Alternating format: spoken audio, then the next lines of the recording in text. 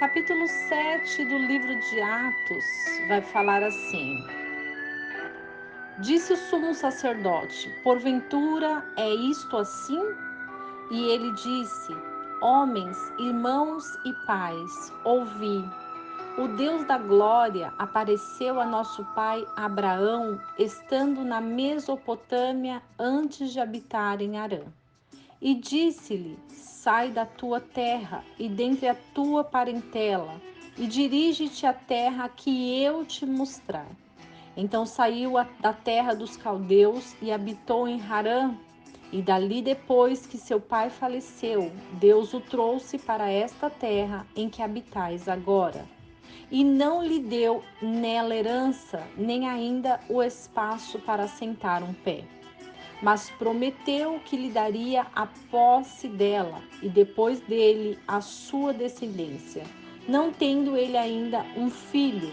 E falou Deus assim, que a sua descendência seria peregrina em terra alheia, e a sujeitariam à escravidão, e a maltratariam por 400 anos. E eu julgarei a nação que os tiver escravizado, disse Deus. E depois disso sairão e me servirão neste lugar. E deu-lhe a aliança da circuncisão. E assim gerou a Isaque, e o circuncidou ao 8º dia. E Isaque a Jacó, e Jacó aos 12 patriarcas. E os patriarcas, movidos de inveja, venderam José para o Egito, mas Deus era com ele, e livrou-o de todas as suas tribulações. E lhe deu graça e sabedoria na presença de Faraó, rei do Egito, que o constituiu por governador sobre o Egito e toda a sua casa. Sobreveio então a todo o país do Egito e de Canaã fome e grande tribulação. Nossos pais não achavam alimentos, mas, tendo ouvido Jacó que havia trigo no Egito, enviou ali nossos pais a primeira vez. E na segunda vez foi José conhecido por seus irmãos, e a sua linhagem foi manifesta a Faraó. E José mandou chamar a seu pai Jacó e a toda a sua parentela, em número de 75 pessoas. E Jacó desceu ao Egito e morreu, ele e nossos pais. E foram transportados para Siquém e depositados na sepultura que Abraão comprara por certa soma de dinheiro aos filhos de Emor, pai de Siquém. Aproximando-se, porém, o tempo da promessa que Deus tinha feito a Abraão, o povo cresceu e se multiplicou no Egito, até que se levantou outro rei que não conhecia José. Esse, usando de astúcia contra a nossa linhagem, maltratou nossos pais, a ponto de os fazer enjeitar as suas crianças para que não se multiplicassem. Nesse tempo nasceu Moisés, e era muito formoso, e foi criado 3 meses em casa de seu pai. E sendo enjeitado, a filha de Faraó tomou e o criou como seu filho. E Moisés foi instruído em toda a ciência dos egípcios, e era poderoso em suas palavras e obras. E quando completou a idade de 40 anos, veio-lhe ao coração ir visitar seus irmãos, os filhos de Israel. E vendo maltratado um deles, defendeu e vingou o ofendido, matando o egípcio. E ele cuidava que seus irmãos entenderiam que Deus lhes havia de dar a liberdade pela sua mão, mas eles não entenderam. E no dia seguinte, pelejando eles, foi por eles visto e quis levá-los à paz, dizendo: Homens, sois irmãos, por que vos agravais uns aos outros? E o que ofendia o seu próximo o repeliu, dizendo: Quem te constituiu por príncipe e juiz sobre nós? Queres tu matar-me como mataste ontem o egípcio?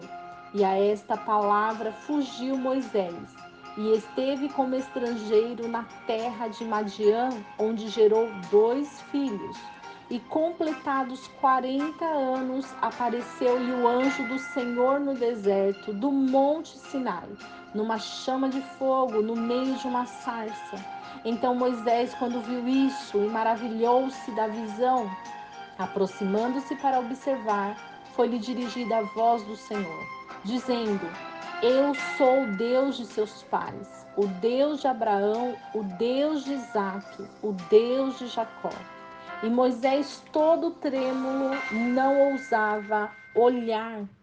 E disse-lhe o Senhor: Tira as alparcas dos seus pés, porque o lugar em que estás é terra santa. Tenho visto atentamente a aflição do meu povo que está no Egito, e ouvi os seus gemidos, e desci a livrá-los. Agora, pois, vem, enviar-te-ei ao Egito, a este Moisés, ao qual haviam negado, dizendo: Quem te constituiu por príncipe e juiz? A este enviou Deus como príncipe e libertador pela mão do anjo que lhe aparecera na sarça.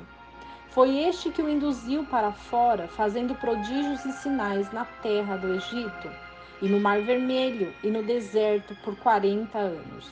Este é aquele Moisés que disse aos filhos de Israel: O Senhor vosso Deus vos levantará dentre vossos irmãos um profeta como eu.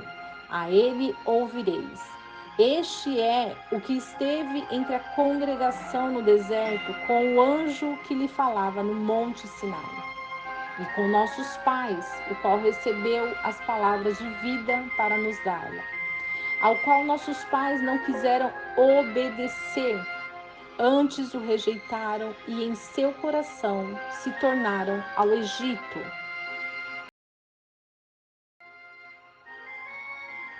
Dizendo a Arão: Faze-nos deuses que vão adiante de nós, porque a esse Moisés que nos tirou da terra do Egito não sabemos o que lhe aconteceu.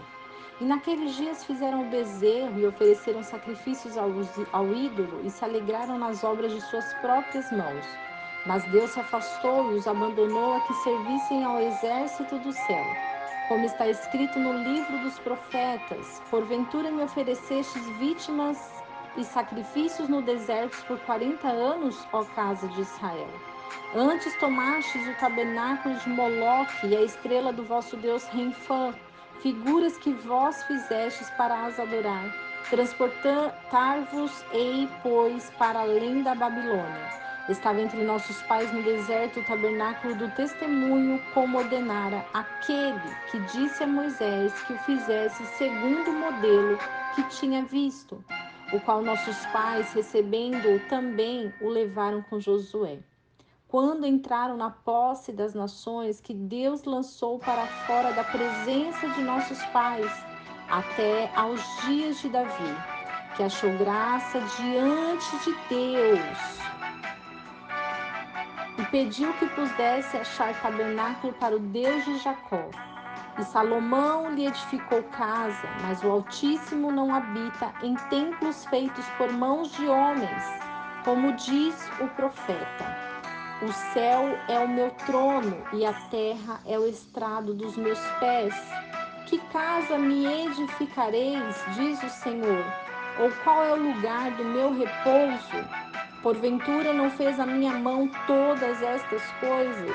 Homens de dura cerviz e incircuncisos de coração e ouvido, vós sempre resistis ao Espírito Santo, assim vós sois como vossos pais, a qual dos profetas não perseguiram vossos pais, até mataram os que anteriormente anunciaram a vinda do justo, do qual vós agora fostes traidores.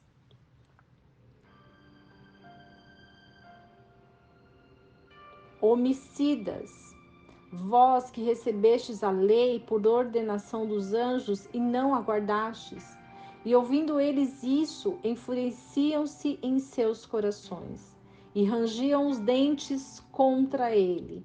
Mas ele, estando cheio do Espírito Santo, fixando os olhos no céu, viu a glória de Deus e Jesus que estava à direita de Deus, e disse: Eis que vejo os céus abertos, e o Filho do Homem que está em pé à mão direita de Deus. Mas eles gritaram com grande voz, tamparam os seus ouvidos e arremeteram unânimes contra ele.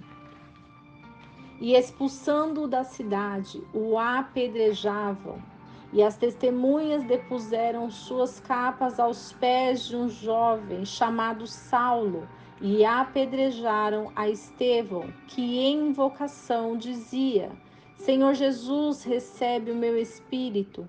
E pondo-se de joelhos, clamou com grande voz: Senhor, não lhe imputes este pecado. E tendo dito isto, adormeceu.